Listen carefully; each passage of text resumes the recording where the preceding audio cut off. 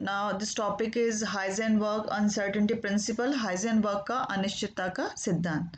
तो हाइजेनबर्ग का अनिश्चितता का सिद्धांत क्या कहता है कि for a microscopic particle it is difficult to find out position and velocity simultaneously, or we can say it is impossible to find out with certainty position and momentum of microscopic particle।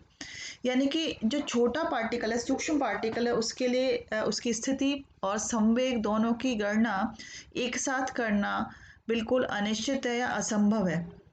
और इसकी जो mathematical form है, mathematical expression of Heisenberg uncertainty principle is given as delta P into delta X is greater than और equal to H upon 4 pi.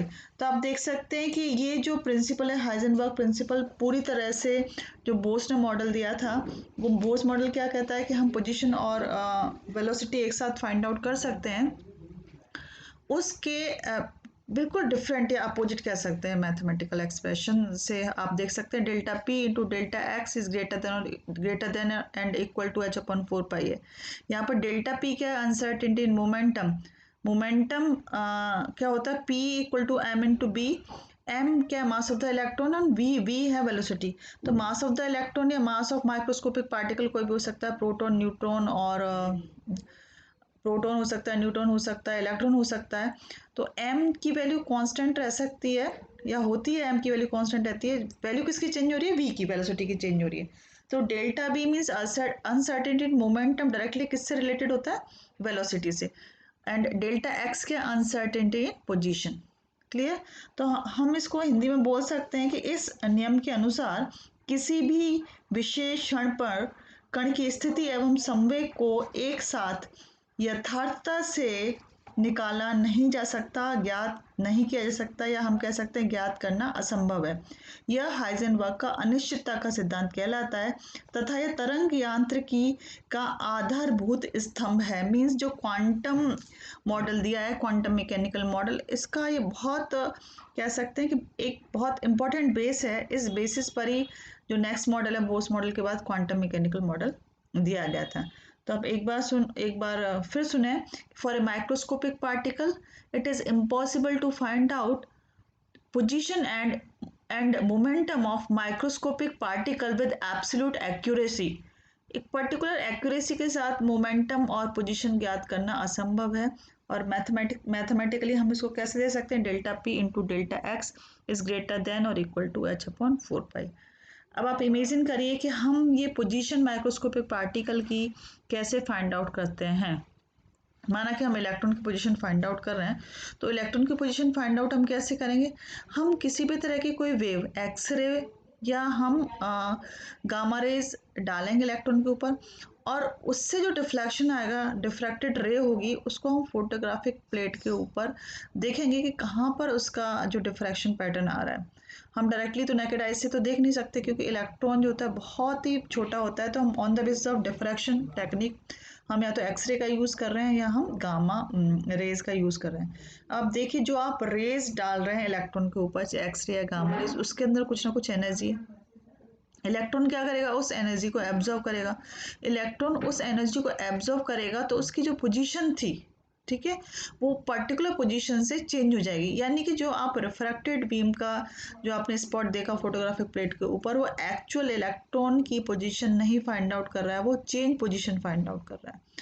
तो यही reason है कि हम पोजीशन उसकी फाइंड आउट नहीं कर सकते। हम पोजीशन फाइंड आउट करते हैं तो क्या चेंज हो रही है? उसकी वेलोसिटी चेंज हो रही है। तो देखिए, आप परमाणु में इलेक्ट्रॉन की स्थिति को ज्ञात करने के लिए एक सूक्ष्म तरंग दैर्ध्य, अत्यधिक ऊर्जा का विकिरण जैसे एक्स किरण या गामा किरण आदि इलेक्ट्रॉन पर पड़ते ही उसमें अन्योन्य क्रिया होती है, जिससे इलेक्ट्रॉन अपने सामान्य पथ से विचलित हो जाता है। इसको आप डिटेल में कॉम्पटन इफेक्ट के अंदर पढ़ेंगे। कॉम्पटन प्रभाव इसका परिणाम बताता है।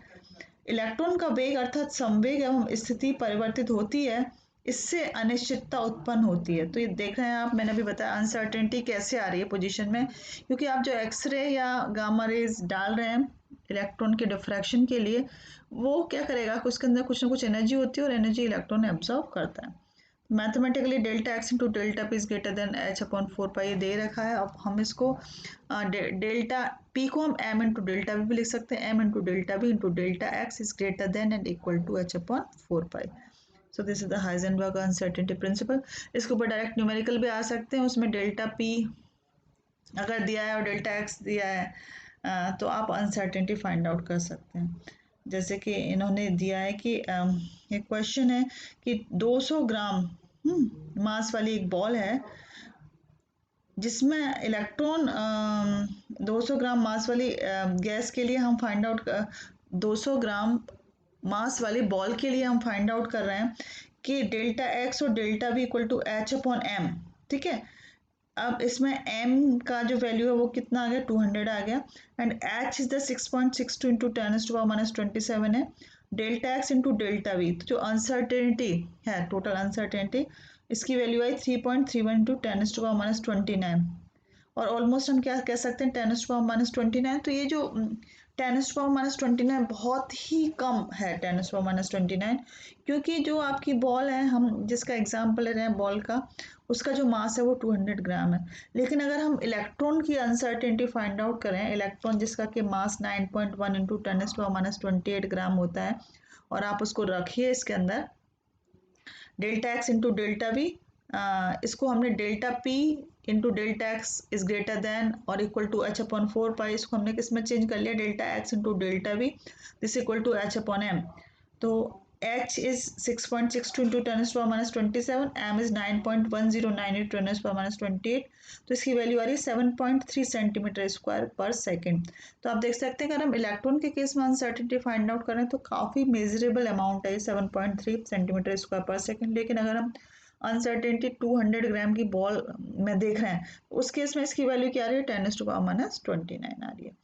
तो इस तरह से माइक्रोस्कोपिक पार्टिकल के लिए जो ये हाइजेनबर्ग अनसर्टेनिटी प्रिंसिपल है काफ़ी वैलिड है। अब इसको समझने के लिए हम किस तरह से डेरिवेशन को हमने डिराइव किया, एग्जांपल देखते हैं। Derivation of Heisenberg uncertainty principal या हाइजेनबर्ग अनसर्टेनिटी प्रिंसिपल का व्युत्पन्न या अनिश्चितता के सिद्धांत की व्युत्पत्ति कैसे हुई। तो इसको समझने के लिए हम consider a moving electron at position O. हमें मानते हैं कि जो इलेक्ट्रॉन है, माना कि इलेक्ट्रॉन किसी क्षण बिंदु ओ पर स्थित है। ठीक है, यहाँ पर दिखाई दे रहा है ना ओ आप देख सकते हैं, this is the O point. तो यहाँ पर जो मूविंग इलेक्ट्रॉन है वो कहाँ पर है, जिसकी पोजीशन क्या है ओ है, for which we want to measure its position and momentum with the help of microscope. अब यहाँ ओ पर है तो इस पर्टिकुलर ओ पर हमें इसका संवेग और हमें इसकी स्थिति की गणना करनी है और इसके लिए हमने क्या लिया है माइक्रोस्कोप या सूक्ष्मदर्शी का यूज़ किया है। ठीक है, तो इसकी स्थिति का निर्धारण हम या तो एक्स किरण या गामा किरण डालेंगे और सूक्ष्मदर्शी या माइक्रोस्कोप द्वारा अधिकतम जो शुद्धता है उससे हम इसकी जो पोजीशन है वो फाइंड आउट करने की कोशिश करते हैं। तो माइक्रोस्कोप की जो विभेदन क्षमता है, रिजॉल्विंग पावर है, हम उसको किससे दे रहे हैं डेल्टा एक्स से। Delta x equal to lambda upon 2 sine theta, ये क्या चीज़ है उसकी रिजॉल्विंग पावर ऑफ माइक्रोस्कोप। तो अब दोबारा से देखो इस डायग्राम को, ओ पर इलेक्ट्रॉन है, ओ पोजीशन पर जहाँ पर हमें पोजीशन फाइंड आउट करनी है। ये पोजीशन फाइंड आउट करने के लिए हमें किसकी हेल्प लेनी पड़ेगी, एक तो एक्सरे हम इस डालेंगे और उसको एक्सरे डिफ्रैक्शन को देखने के लिए एक माइक्रोस्कोप, पावरफुल माइक्रोस्कोप चाहिए जिसकी रिजॉल्विंग पावर को हम किससे दे रहे हैं delta x equal to lambda upon 2 sine theta. तो यहाँ पर देख सकते हैं lambda is the wavelength of scattered radiation entering in microscope. Lambda क्या है, उस वेवलेंथ ऑफ स्कैटर्ड रेडिएशन जो स्कैटर्ड हो रही है उसकी वेवलेंथ को हम लैम्डा से बता रहे हैं। Lambda wavelength of scattered radiation and delta x equal to minimum distance between two objects which can be distinguish with the help of microscope. Delta X क्या, दो ऑब्जेक्ट के बीच की डिस्टेंस है जो कि माइक्रोस्कोप से आसानी से देखी जा सकती है। दस delta x can be considered as uncertainty in position of object. तो हम डेल्टा एक्स को क्या कह सकते हैं कि यह अनसर्टेनिटी है ऑब्जेक्ट की जो कि हमें फाइंड आउट करनी है। ठीक है, अब हम देखते हैं कि if wavelength of incident radiation is lambda dash, जो हमारी किरण या विकिरण आपतित हो रहा है उसकी तरंग दैर्घ्य क्या है lambda dash. If wavelength of incident radiation is lambda dash and these radiation collide with electron along the x-axis, then their momentum before collision can be considered as h upon lambda dash। माना कि जो wave या जो विकिरण आपतित हो रहा है उसकी तरंग दैर्घ्य लैम्डा डैश है, ठीक है। यह जो रेडिएशन है, यह जो तरंग विकिरण है, ये किससे टकराएगा? इलेक्ट्रॉन से टकराएगा, एक्स अक्ष के थ्रू टकराएगा। उस स्थिति में जो मोमेंटम है, टकराने से पहले का जो मोमेंटम है, हम उसको किससे दे रहे हैं? एच अपॉन लैम्डा डैश से उसको प्रदर्शित कर रहे हैं। If scattered radiation is entering in microscope along OA direction, अब डायग्राम में देखो, डायग्राम में दो डायरेक्शन है, देखो आप, ये तो होगी ओ ए डायरेक्शन, तो हम दोनों डायरेक्शन को देखेंगे कि एक तरफ से तो ओ ए डायरेक्शन से एंटरिंग होगी और दूसरी तरफ से ओ बी डायरेक्शन से एंटर होगी। तो पहले हम बात करें सिर्फ ओ ए डायरेक्शन की, कि हमने माना कि जो रेडिएशन एंटर हो रही है वो किस डायरेक्शन के थ्रू एंटर हो रही है? ओ ए डायरेक्शन के through. So if scattered radiation is entering in microscope along OA direction, then the momentum of scattered radiation along the x-axis will be minus h upon lambda sin theta. ठीक है, तो उस स्थिति में then the momentum of scattered radiation along the x-axis क्या होगा? will be minus h upon lambda sin theta.